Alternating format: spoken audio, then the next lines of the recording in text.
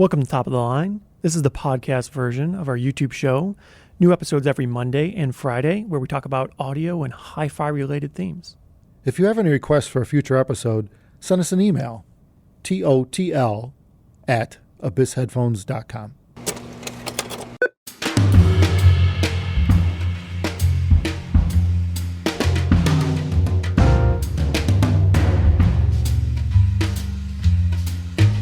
Well, we're back with more questions off the internet. Woohoo! Today we got one, says, "Hi guys, I've always wondered why the perforated patterns on the outside of Diana's aren't symmetrical. Why is it off-center and pushed towards one corner? Is it for acoustic reasons, or is it for the user to more quickly identify left and right? It's a thing of beauty, but it drives my OCD mad every time I look at it." No way. Would really appreciate your response on this. It shouldn't affect your OCD. Well, Because it might. sounds damn good, so what are you OCDing about, right? Yeah, I understand that. It does seem strange to have the whole pattern offset because you don't see that on a lot of their headphones. You know, whose fault was that? I forget. Was it yours? It's my fault. It wasn't mine.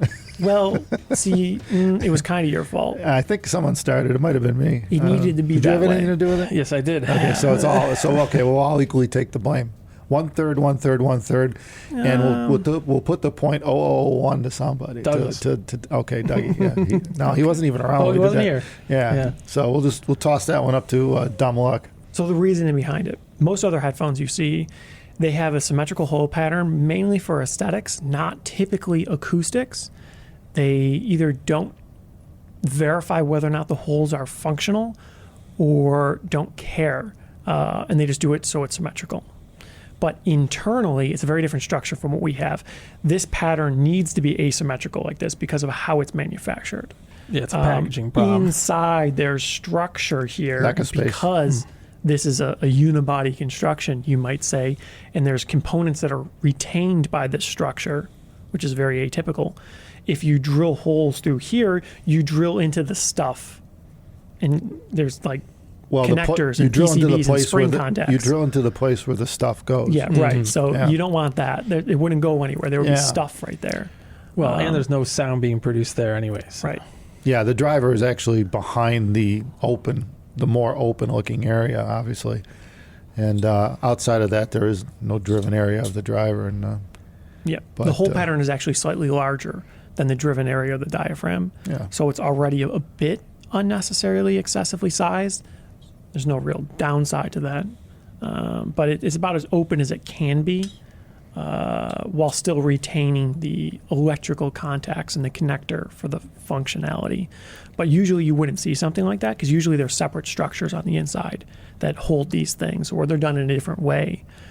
With us, we're doing it with one part because why not? We already have a precision machine part that could hold these components in place, saves weight, makes it more reliable and easier assembly. well, as one reviewer put it, we shoehorned a 1266 driver into a Diana. Yeah, and that was one of the compromises. Yeah. Offset. Well, it's not a compromise. It's never a compromise, but no. yeah, it's just I mean, you think about it. It's like that's where the magnet structure fits. It has to go up in there, and acoustically, it doesn't. Acoustically, it's sound. We've obviously worked on that a long time. So the acoustics with the ear pads and so on are set for the driver to be positioned in that location. Yeah, of course. So it's nothing to worry about. It was meant to be. It was designed that way. Well, Or- it kind of has to be that way. The trouble is with Diana, as it's designed, if we wanted it to have a symmetrical hole pattern, have the driver centered, the physical housing would need to be larger. That's just the only way. And then there would be less space utilized. There would be more wasted area, which is pointless. On this product, there's really no advantage to that. So we decided to make it smaller and have it slightly offset because it doesn't impact the performance at all, and it's smaller and lighter. Well, I do know of another example of this happening, though, in another product. Apple does it on the MacBook Pros. The actual opening is like one little circle like this, but they have holes all the way across both sides. Yeah. But if you look, it's only like this much are actual holes. Yeah. Yeah. It's hard to tell. They hide it well, but It's dimpled like this. yeah, they're just not drilled all the way through. Yeah, that's true. If someone didn't actually own this, maybe they don't realize that even though we have the Fibonacci pattern here, which no one mentioned yet here for some reason, including the engineer here, but because the Fibonacci pattern, it encompasses the whole surface of that exterior, only the portion where the driver is behind it is actually drilled through. So maybe it's hard to see in some of the photography and so on, but technically speaking, right, the portion down below there All right. doesn't go through. It's dimpled. The drill bit is partially in to maintain the pattern, but there's no holes through, so no sound is emanating from that particular region, because that's Right. where the connections and those sockets and so on are. So anyway, One other thing with this offset hole pattern is it pushes the driver forward. We have it rotated at a 45-degree angle as well. So that makes, relative to the center position of the ear pad on your ear, it pushes the driver slightly forward and up. And that does give some acoustic adjustments or benefits. It changes the sound tonally a little bit. It's not quite dramatic, but... well, from where you would normally be, say if the driver was centered on your ear, and assuming the acoustic center of the driver is where you want to be listening from, which isn't necessarily the case. It depends on the back wave and how your reflections are going inside and the depth of the ear pad. And so, yeah, there's a lot of variables with that, right? Yeah, but with our driver, it helps make the placement less critical and sensitive with the this existing placement relative to it being centered. Yeah.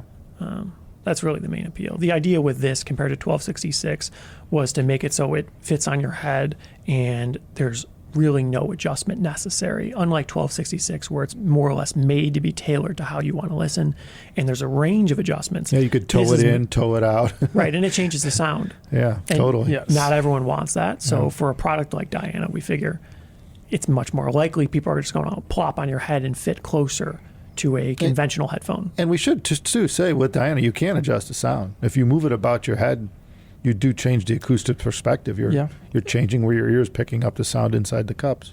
Yep. I mean, it's just like the 1266, Yeah, except just- the fit's different. Yeah, and it varies less.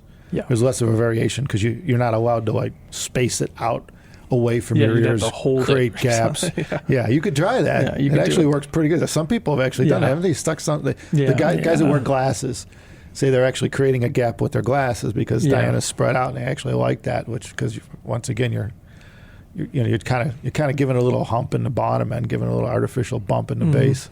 I guess it really just comes down to design. We designed it to be as small, thin, as light as possible. And so for that, we wanted one part to do as many functions as possible. And that means no additional structure on the inside to hold the electrical contacts and the input connector. It's all done from the actual structure you see there.